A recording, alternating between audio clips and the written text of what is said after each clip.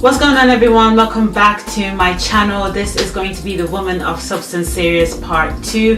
For those of you that don't know, I've started a new series called the Woman of Substance, because substance is the thing that a godly man is looking for, and if you want to be a godly woman, you need to have substance. So a lot of the things that I'm going to talk about for the next few weeks is the substance that a godly woman needs to have. Okay, it's the thing that you need when you're single, when you're in a relationship, and when you are getting married. And a lot of things that I'm going to talk about in this video, I'm going to try and link it to a Proverbs 31 woman, or some of the women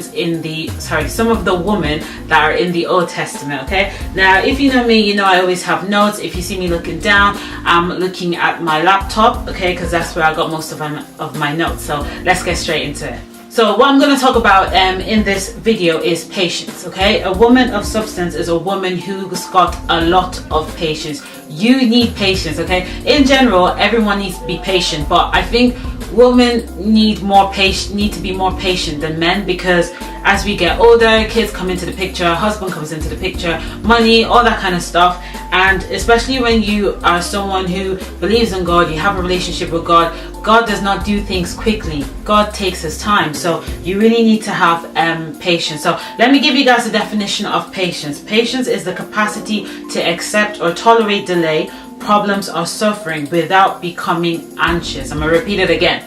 Patience is the capacity to accept or tolerate delay, problems, or suffering without becoming anxious. Now, a woman of substance is a woman who is patient, because she understands that when she's not patient, she is going to settle for less than what God has for her. And she also understands that she can miss out on God's blessing, or she can miss out on God's promise due to lack of patience. Now, let me take it back to scripture. A lot of women in the Old Testament had to exercise patience when it came to relationship and marriage. And one of those examples is Rachel and Jacob. Before Rachel married Jacob, it was 14 years. And the reason why it the reason why it went on for that long was because the first 7 years when Jacob had worked for Rachel's dad, the uncle told Jacob that, listen, in our culture, the firstborn has to get married before the second. So Jacob had to work another 7 years. If you want to know the scripture for that, that is in Genesis chapter 29 verse 26. And the Bible never said that Rachel begged Jacob to hurry up.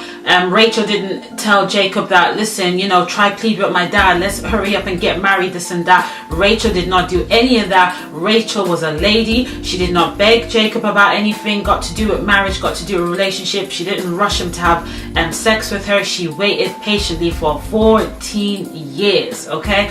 14 years. So patience was definitely exercised. Imagine seeing a man that you love, a man that is madly in love with you, and you cannot get with him for 14 years. And not only that, he's living with you, you find him attractive, but you can't touch him, you can't kiss him, you can't do anything with him for 14 years. So people who come out here and they're saying, oh God, where's my husband and why is it taking so long? You need to exercise patience. Another example of a woman in the Old Testament is Esther. Before Esther could see the king, she had to go through preparation season. I think for her it took about I'm guessing it's 12 months. I'm going to leave a scripture for that somewhere on the screen. I think that was Esther chapter 2 verse 12. She had to go through 12 months of beauty treatment. Now, you can imagine a young girl in a palace knowing that she's going to get married to a king, but she can't see the king until a year after, because she had to go through physical treatment and probably inner beauty treatment, all that kind of stuff. But she did not go and beg the king. She did not plead with officials. She did not sleep with the servants in the palace. She waited patiently until it was her turn. Now, let's take it back to reality. Some wives have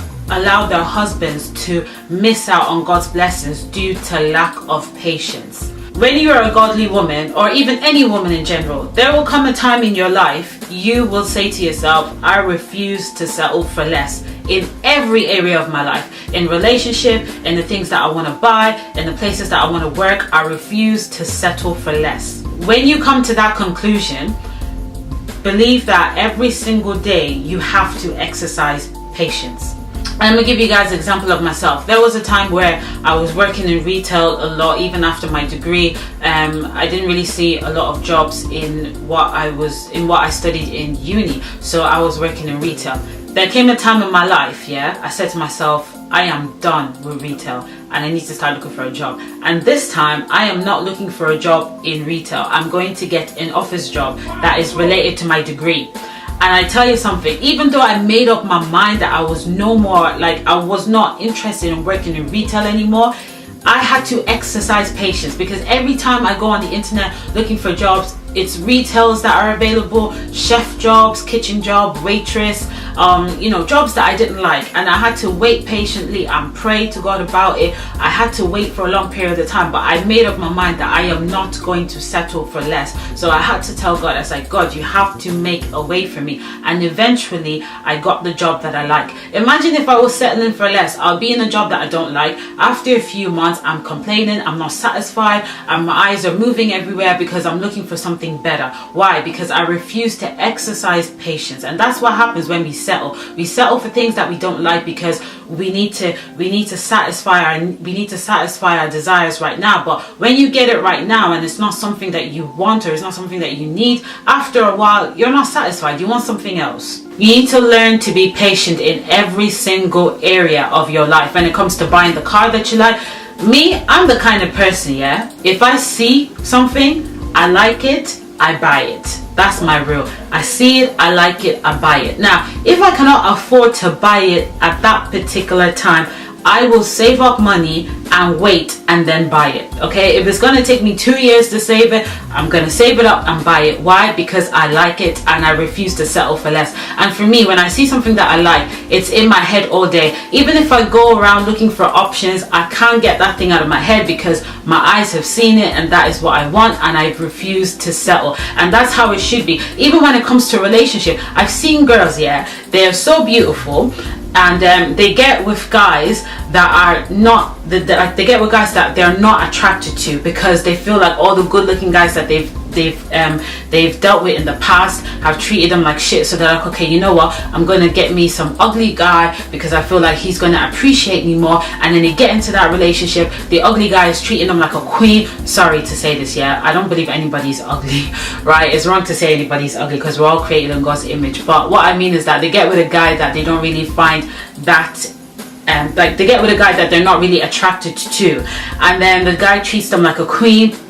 Next thing you know, they realize that the guy that they're not even attracted to has already cheated on them as well. So it's like, what am I actually doing? But if you wait on God, God will give you a man that you are attracted to, and he's attracted to you, and he'll treat you the way you should be treated. But instead, because a lot of girls lack patience, they go look for a guy that they know deep down that they're better looking than that guy. They're way too good looking for that guy, and then they settle for less, and then they're not satisfied. When it comes to love making, they always reject the guy because they can't stand looking at his face, they can't stand kissing him, they can't stand making love to him. So you need to learn to stop settling for less. Now, if you're that kind of woman, or you're that kind of lady that likes to have everything now, you're gonna get things that you don't like. Okay, you're gonna settle for less, and then you're gonna think, oh, life is just unfair, everybody gets what they want except me. No, that's not the case. People are being patient. That's how it works. When you want to set up a business, the first year of your business is not going to be the best year, or it's not going to boom and everything is going to go well. No, there are going to be challenges, there are going to be trials. So you have to exercise patience. Deep this thing,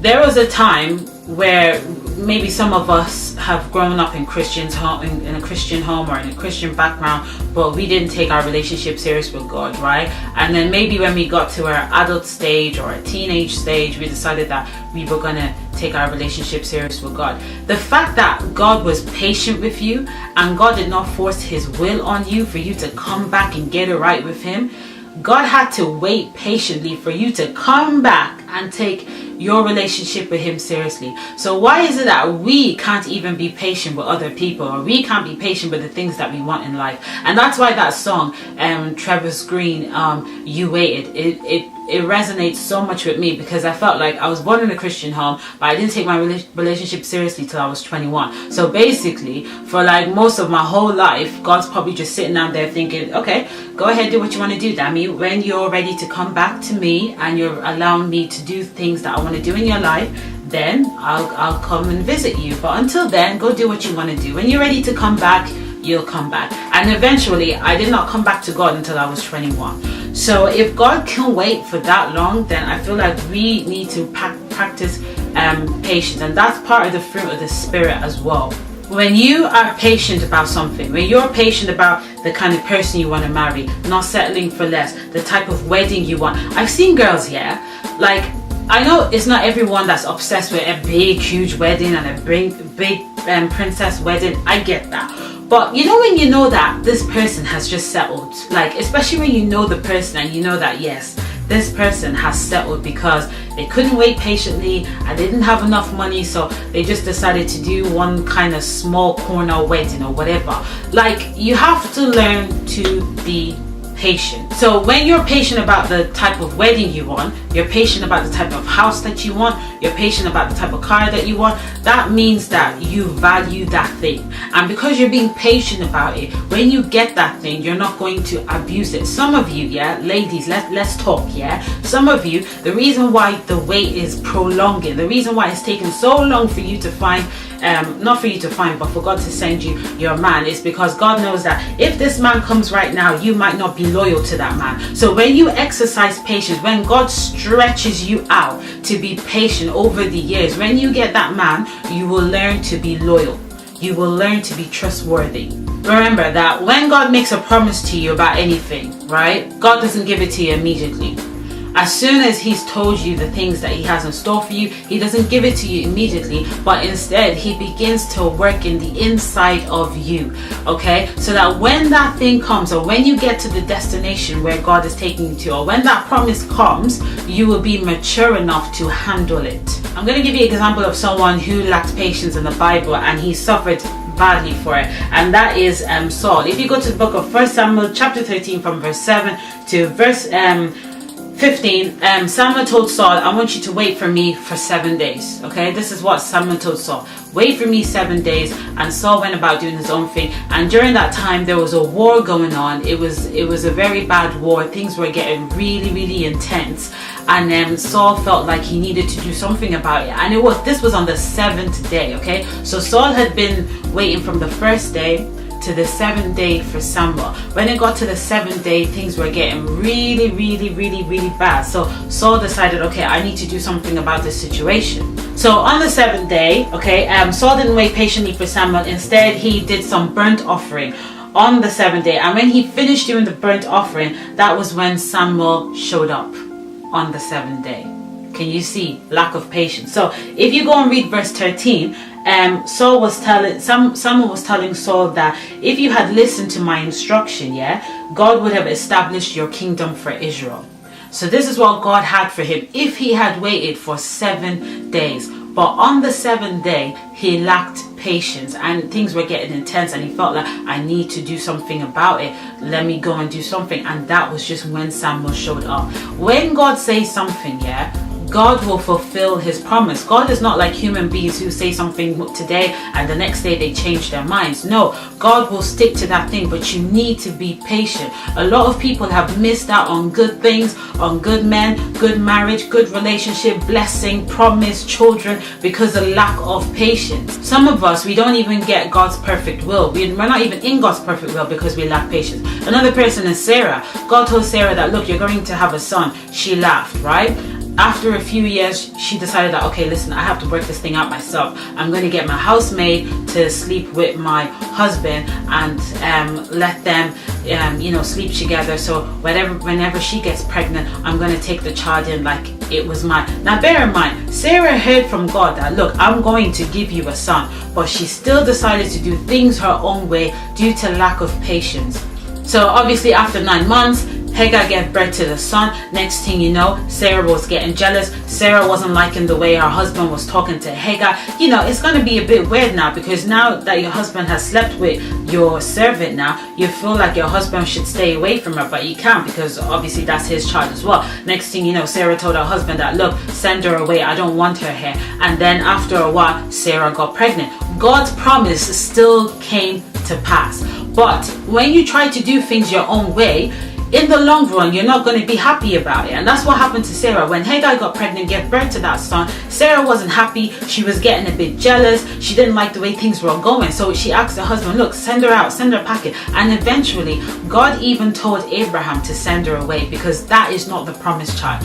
If you have something, if you're in a relationship that God has not approved of, or you know that God has told you this person is going to be your husband or this person is going to be your wife, and you still go out there settling for less, there are consequences to be paid for, because you've heard it from God. It's different from someone who hasn't even heard anything from God. But the fact that you've heard something and you still go out and do it your own way, you are going to pay the price of being disobedient to God. I've heard people who say, oh, God told me that I'm supposed to marry this person. Lack of patience. They went out doing it their own way, got with somebody else, and then the person that God promised eventually showed up when they were pregnant for another person.